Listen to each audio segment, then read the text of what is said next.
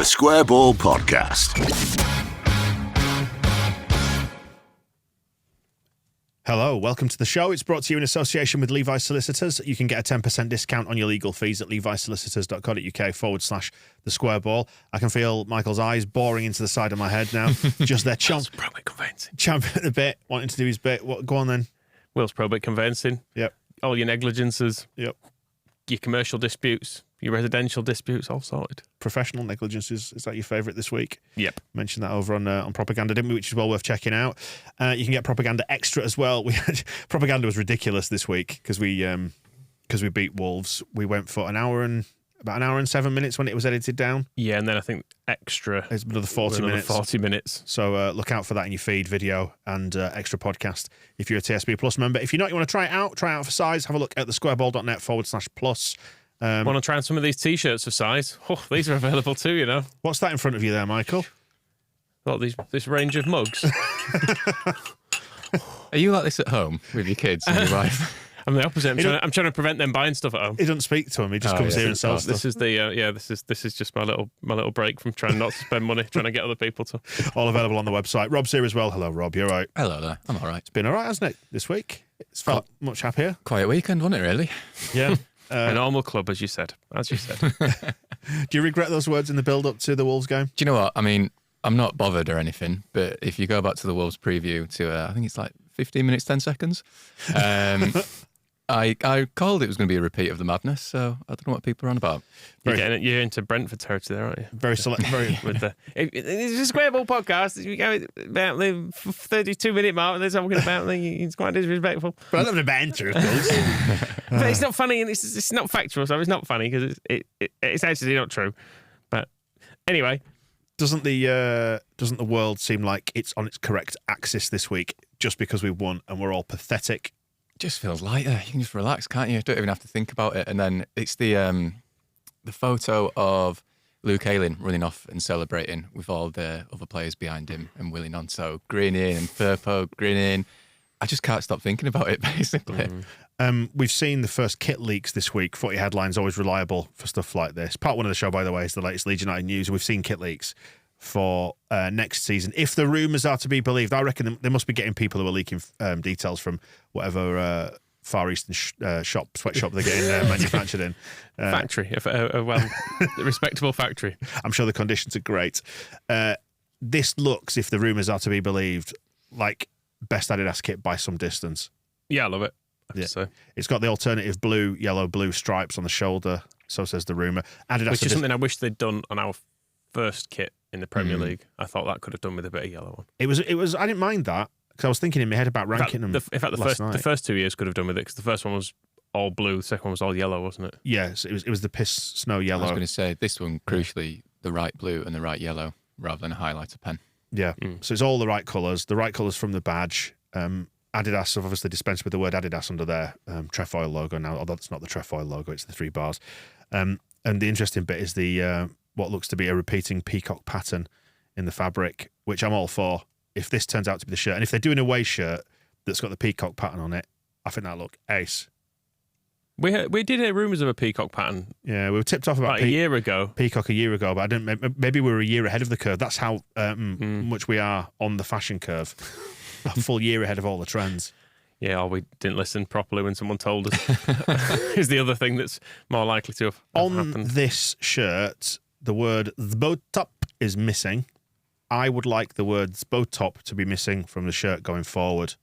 I think a shirt becomes an easier sell with a better sponsor on it. The great lads at Astonish. They have done a good job, haven't they? On the training wear. Yeah. No, yeah, I agree. A company that's not made up would be my first port of call. I mean, I was going to say they should have top lads on it, but I suppose that's not an actual company either. So yeah, I'm all for this shirt. It looks like an absolute doozy if this is correct. It is nice, and we should say Footy Headlines, which is where this leak has come from, are generally quite reliable on this. It's kind of based on a template of Sweden's away shirt, which that has the yellow and blue on the neck and also on the trim of the sleeve, which I think that would be a nice addition. Mm-hmm. But yeah, it's a nice shirt. I think the Sweden stuff's always been there taunting us, hasn't it? While we've had Adidas, because they've always had better stuff and always in Leeds colours. And then we've always had, it's like, why have you done it in bright orange? Why is it like a minty green, this stuff? Give us the stuff we actually want. It was suggested to me, I can't remember who mentioned this, but there was a possibility that, the shirt we've got this season, there was talk of the highlighter yellow on that being orange. That somebody, naming no names, might have fancied... Because I think Real Madrid have kind of had that combination of colours, haven't they?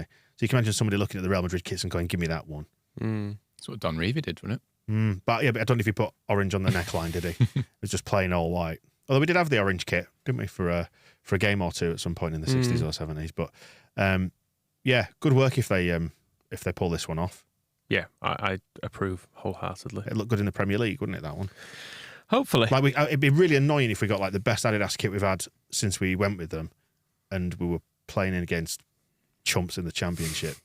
Yeah, it deserves better than Barnsley on a Tuesday night, doesn't it? Well, we've got a team full of internationals now, haven't we? So we're staying up. We know that. Anyway, now we're basically staying up because we've beaten Wolves. We're 14th. Stop the count and all that. Well, we know, I mean, reassuringly, we know now, having listened to the Wolves fans, that they are going down because of the conspiracy. Although we should say the red card for, was it Nunes who was on the bench, has been overturned. Is that... That's what they're throwing it to them to giving make them to back throw it to- off the scent. Right. Throw everyone off the scent. It's clever. Yeah, it's one of those. It's kind of deep state stuff. It's the way it works. It's like how you have pressure groups will sometimes fund even if it's a sort of a far right group, they'll occasionally fund things on the far left to make it to kind of create division and stuff. It's stuff like that. Is that what you do? You sound like a man who's watched a lot of YouTube here, Mike. I've been watching some Adam Curtis stuff. It's very confusing. Anyway, it's been a nice week for healing, hasn't it? We've all felt happy. We've all felt better. Rasmus has been included in the Denmark fold. He's been folded back into that squad after being left out. Yeah, that was nice. I was glad to see him get back in. It's mad what a goal can do, isn't it? Because, I mean, I was quite sick of Rasmus for a long time, and then he scored a goal. I thought, I love him, actually. He's great. I love bless him. He's had to overcome so much. Yeah, I love how happy everyone was for him at the weekend. Like, well done, Rasmus. So never doubted you. Aren't we so fickle? On the conspiracy stuff, by the way, about the referees, a refereeing insider pointed this out to me, that Salisbury is the son of the one who sent off Max Gradle in the Bristol game. Generational. A whole family of them. Wow. Makes you think, doesn't it? Does me? I don't know what it makes you think. Just some stuff. Well, his dad was trying not to help out. It's a bit like the Phillips thing. You've got a dad who's anti-Leeds, a son who's pro-Leeds. You mean the co-commentator? This is Dave Phillips. Dave Phillips' son, yeah. The co-commentator on the worldwide Premier League feed for the Wolves game, in case you missed it. It's all explained on propaganda. Everyone knows who he is by now. He's a big deal. Well, there may be people going, are you talking about Dave Benson Phillips again? Yeah, that's true. Well, Captain Mark Phillips? Dave Benson Phillips sent off Max Gradle. Is that what we're saying? I'm going to see if he's got a son. Who, Dave Benson Phillips? Benson Phillips, yeah. While you do that, Rob and I will talk about Roy Hodgson, because we're all feeling happier. We're now safe from relegation. I mean, put the season tickets up by 20%. Why not? That's how happy everyone's feeling this week, isn't it? Yeah, don't do that. Just to be clear, in case Angus is listening, we're only joking. 10's enough. Crystal Palace have put Roy Hodgson back in charge. Are they absolutely mad? It's good fun, isn't it? It's so predictable as well, because I predicted it. I'll just say this, since everyone's, again, criticising my normal prediction. But, in last week's Daily Email, when there was rumours of Palace sacking Vieira, there was reports that they were going to look at Vincent Kompany and Michael Carrick to replace him. And as I pointed out in the Daily Email, they're both chasing promotion, so that it would be very strange for them to swap. I mean, Burnley are basically up now. Exactly, yeah. So why would he bother going to a bunch of wasters? Just wait until January when you get fired for being bottom. Yeah. And I said this is all going to end with them hiring Roy Hodgson, which they have done, which is incredible, because Steve Parish made such a big play of, we're going to hire a progressive manager to replace Hodgson because he was, getting a bit old now. And he's just shat the bed and gone back to the old guy who he's stayed mates with, even though I think Hodgson was on Sky or BT as a pundit recently saying, Palace's problem this year is they can't score goals, and they had that problem under my management. And Parish has heard that and gone, okay, cool, do you want to have another go? He's the guy for me. I mean, they're running Palace a bit like a primary school, there's always like an old retired teacher who'd be brought back in just to cover while someone was on maternity leave or someone was sick or whatever. There was always someone who was inexplicably old when you were at primary school, just still knocking about, even though they seemed older than your gran. I mean, they haven't won this year, so maybe they did need to sack him. There is an argument to say they should have sacked him. But yeah, I think you can judge probably by the reaction of the Palace fans. They should probably not brought Hodgson back. No. And I'd completely forgotten until the other week when I think you mentioned it, Rob, that he was at Watford last year and just wasn't asked. That was my immediate thought. Because it was Hodgson's Watford that we beat 3-0, wasn't it? And they just sort of collapsed. When we got that first goal, they just completely collapsed. And he'd have just been smiling his way through it. There was a Watford player who, I think it must have been after Hodgson left at the end of the season, who sort of said his methods have just really outdated now. And it's interesting that Palace have gone for like the reboot of signing young players and stuff like that, and then they've just gone back to Hodgson and his outdated methods. I'm not sure how well they're going to resonate with their squad. Here's a thought experiment for you. What would you think if Palace had put in Alfred Schroeder?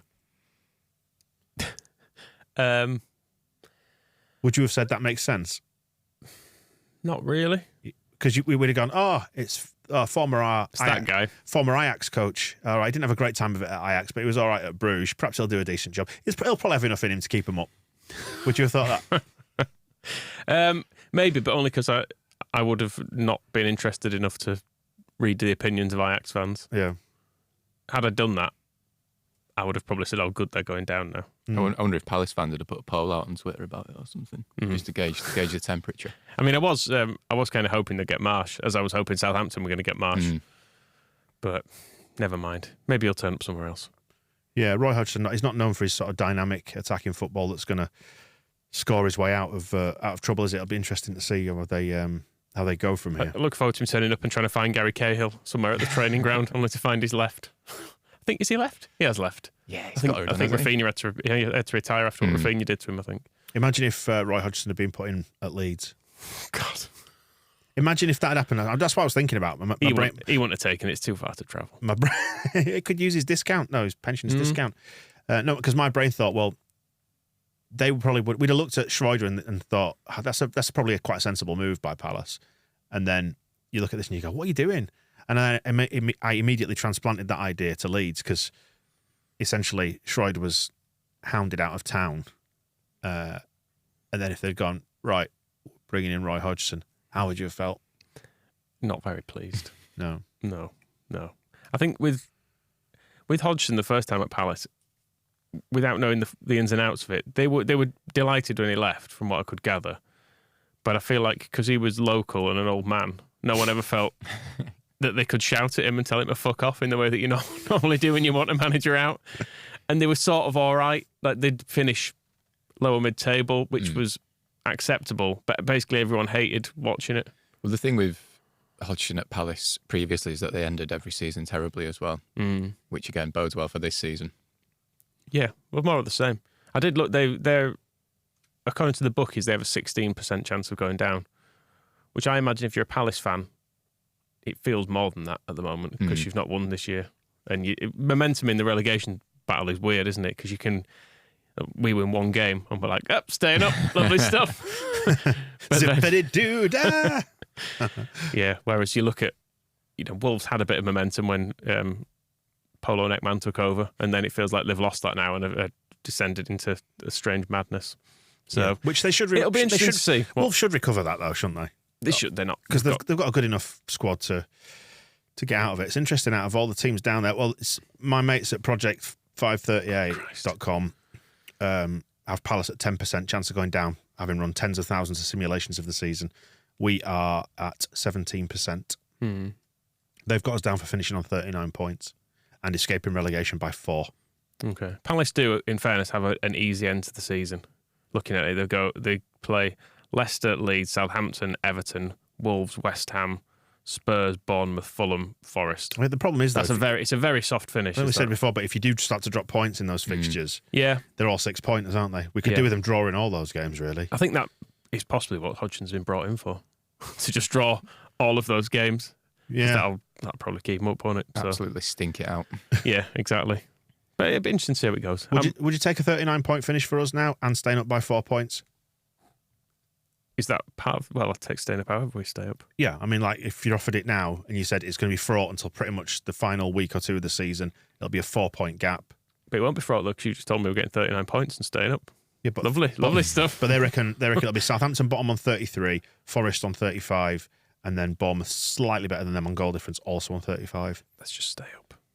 Everton 36. But Wolves let's not make it difficult for ourselves. Just keep winning games. We don't need to do it. Well, the Palace Forest doubleheader in that week, that is a perfect opportunity to just completely move away from it. I suspect we won't, because evidence points to us still not being very good. It's going to go down to the wire, isn't it? Again, I do think we'll stay up, but I think there's going to be a lot of panic still to come. I've just accepted it. A pitch invasion on the last day. Well, there's Conte swinging punches at his own players. Well, I was going to say there is a tantalising prospect, which we touched on in propaganda, of Ryan Mason being back there in charge, because we beat them, didn't we, when Ryan Mason was in charge? Was that 2 years ago? It was the first season back in the Premier League. So you think maybe have we got enough in us? Are they on the beach by that point? Because it's not a very happy place, is it? No. So either you've got Conte who's in there who's miserable, or Ryan Mason. Bless him. And Leeds having a fight for something on the final day, and them not being asked. Since we last faced Ryan Mason, though, he's spent time with Jake Humphrey, so maybe some of that greatness will have rubbed off on him, because he's been on his high performance podcast, hasn't he? I presumably not talking about his managerial career, which was quite shit. But well done, Ryan. Hey, there's a redemption arc for everyone. Junior Firpo proves that he's done that interview this week, hasn't he, with Leeds Live, and he's been talking up our strengths. We're compact in the way we look. We don't do that high intensity running all the time, or this pressing all the time. I really like how much Leeds are putting Firpo up in front of the press now. He's always on LUTV. He's done a Leeds Live interview. I think he was in there last week as well. And he's like, "Oh, you like him now, don't you? Go on, you like this guy." Especially when we were sort of struggling a bit still. It was like, just send Junior out. They're not angry with him anymore. But the dilemma with Firpo was always that he seemed like a really nice guy from the get-go. I really warmed to him immediately, just not on the football pitch. I struggled with that. Well, I hope you're apologising to him now. I never booed him. It's all part of the thing, isn't it? You've got to be upset that people were ever not pleased with his performances, which were objectively terrible for 18 months or so. But he's actually had a run of games now as well. I think that is making a difference. I think the structure seems to suit him better, but we'd looked at it before. I think he'd only ever managed 6 consecutive games before, and now he's on a run of 7 or 8. So he's managed to break beyond that. Yeah, he's broken through the glass ceiling. Yeah, of just being constantly not very good, injured, back in the team, not very good. Or maybe he's getting a bit better, injured again, and back out. So yeah, let's just hope he can continue. It's because he's stopped eating gluten, as he revealed to Leeds Live last week. I think it was. That's the big change to his diet, which he's not a celiac, so he doesn't need to have done it. But he says he's suddenly fit and playing the best football for a while. So yeah, stop eating bread and drinking lager. Rodrigo turning up with his trolley full of donuts. Oh, sorry, Junior. So when I turned my ankle the other week, I should have just not eaten bread before going out on that walk. And that would have fixed it. That would have fixed it, yeah. Okay. Speaking of Rodrigo, he is proof positive that it just does sometimes take time to find your thing, doesn't it? Have you become more sympathetic to like his situation and the broader sort of makeup of the squad, the feeling of the squad since we got promoted? Like in terms of Bielsa's style of football being so unique. And then you could actually say the same of Marsh to a certain extent, that maybe it never quite suited certain players. And now we're just doing some ordinary stuff. Now we're normal, as Rob said, that these players kind of find their groove. Like maybe Rodrigo's being asked to do less. Just stand up there, and when the ball comes to you, kick it hard in the goal, as you would say, Michael. Or dink it in the goal. It was a lovely little dink. Beautiful. Yeah, he's always seemed like he's been able to finish. He's probably been the best finisher since he's been at the club. It's just that we were asking him to play as a number 10 for some of it and do loads of running around. And when he dropped into midfield, he'd take too long on it and he'd give it away. And the press wasn't quite up to Bamford's level. So overall, you just thought, what's his job here? I feel really guilty because I'm still a bit unsympathetic towards Rodrigo, I must admit. Because I was looking back recently, I saw that Marsh, when he first came in, was saying, well, Rodrigo's not actually number 9. He's kind of a second striker. And there was always a sense of, like, what does he want? But he's scoring goals, so well done, Rodrigo. Just keep it going. And I will say, actually, because I thought the first half of the season when he was scoring, he was still playing quite badly, and there were games we were watching where you're going, oh God, like, what does he actually do? But then I think since the World Cup break, he has come back and generally looked like a bit of a leader in the team, and I think fair play to him for that. And I mean, we mentioned earlier in the season, even when he wasn't playing well, I know he's not on track for this anymore because he's been out injured for some of it, but at one point he was on track for 20 goals. And we were saying if you've got a 20-goal a season striker, you basically don't go down. I think because 15. In the Premier League, 15 goals is a lot of goals. Yeah, it's more or less impossible to go down if someone scores that many goals in your team because you get 20 points, as you said. But you need to stop mocking me on this because it's tracking. No, it's let's not get into it. It is. It does. Have you seen the goals to point in the Premier League? Yeah, but you could track that because you're doing goals to points. You could also track. I'm not saying you could track goals to games. But correlation does not signify causation. I'm just saying, but it does track. The suggestion is the more you score, the more points you're likely to get, which seems like a brand new information. No, it seems like a very basic method. Yeah, but you could lose your certain games 5-0, but then if you're defensively weak, you're obviously going to go down. But if you are still scoring plenty, you give yourself a chance. It's interesting how it tracks, and it's not my stat anyway. It's Nick Harris's at Sporting Intel. Take it up with him, Normanton. It's just something to beat you with, isn't it? So, go to the Firpo interview as well. He did touch on Jesse's methods as well, didn't we? And as we've said for weeks, the most stressed person in there was Jesse. He just says it's more relaxed now. He'd play without anybody shouting or screaming at you, is what he described. It's like Javi said in his presser the other week. Describing Michael's home life. He was asked, like, how are you so calm? And he's like, well, I'm not calm. I'm really stressed inside. But to help my players, it's no use just ranting and raving at them and panicking. I just have to act calm and hopefully they will feel calm. It does go back to what we were saying about like when Marsh was doing all that kind of performative stuff on the touchline, kicking water bottles and being theatrical and stuff, and you wonder what sort of a bearing that has on the players if they can see that out of the corner of their eye. Well, a guy who doesn't seem like he's in control. You saw it with Lopetegui at the weekend, didn't he? He was just moaning all game. You think, well, why don't you just manage your football team? It might help them out a little bit. And I like Javi. I must admit, I like the cut of his jib. Understated. Mateus Bogus off to LA. Nice life. How long go play with Clicky in the MLS? Yep. And Lewis O'Brien, if that's the thing he wants to do. Yeah, he's finally managed. Clicky got himself a couple of assists, didn't he? Clicky over the weekend. Oh, I didn't see actually. I believe so. Yeah. It was kind of a big hope for us, wasn't it? At one point, Bogus. I think he was the Polish Messi, wasn't he? Yeah, and I think Click was saying, he's going to be much better than me, and he had a bit modest. He had a bad injury at Ibiza last season, and I really admire. If I was a football player, I would want Mateus Bogus' career. Live in Ibiza for 2 years, and now he's going to LA. That is the life. The football is sort of secondary to the life, isn't it? Yeah, absolutely. I don't want to have to work really hard and compete. I just want the easy life, quite frankly. Dead warm here. I don't want to run around. Yeah, you compare it to poor old Ryan Edmondson or someone who was alongside him in that. Where was he sent out to? Fleetwood. Yeah, alone at Fleetwood and then to Carlisle. Go over there and stand by the sea. Yeah. Or Alfie McCalmont sent to Oldham and they were all in Salford the northwest, weren't they? And then there was Mateus Bogus posting photos. Hey, I'm on a boat, dickheads. On a boat in Ibiza. In privilege like this. Come on. Reaching for the lasers. Speaking of the 21s, they won against Sunderland at Ellen Road 3-1. 3 games to go in that. 3 points clear. 7 better goal difference. Leeds are going up. Leeds are going up. That's good news, isn't it? It is. And the newly English Matteo Joseph scoring goals in that. Where did we sign him from?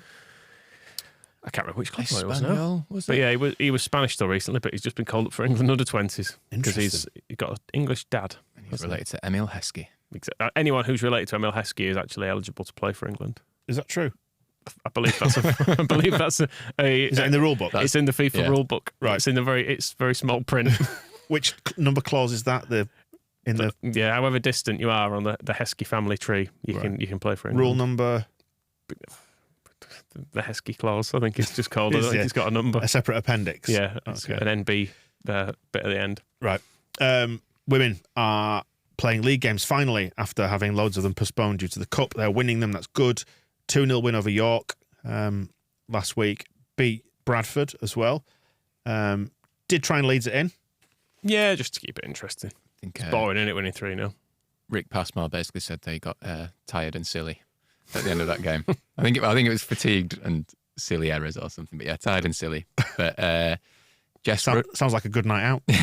Jess Russo, the new January signing, is banging them in. She was scoring lots of goals for Lincoln in the first half of the season, and she joined Leeds, but she's had to be a bit patient because she's been cup tied, and all Leeds have been doing is playing cup fixtures. But she's finally getting a chance to play, and she's scoring lots of goals. And Flora is writing about it on our blog, and she knows what she's talking about. So go read those. And you're going to be speaking to Olivia Smart tomorrow. So Olivia is the Leeds women's. Is she still playing left back? She's a righty at left back, isn't she? 300 games she's accrued for Leeds United women recently. She's gone past that mark, so congratulations. Likes to get involved, likes to swear, which is why we sponsored her primarily. But she's coming in, going to have a chat, and we're going to be previewing towards the weekend. Stourbridge, the plate final is on Sunday. Chance for the Leeds women to lift a trophy. So that's going to be on your feed in the next few days as well. And the chat with Olivia is going to be over on the Extra Ball as well for members. So look out for that. The Square Ball Podcast.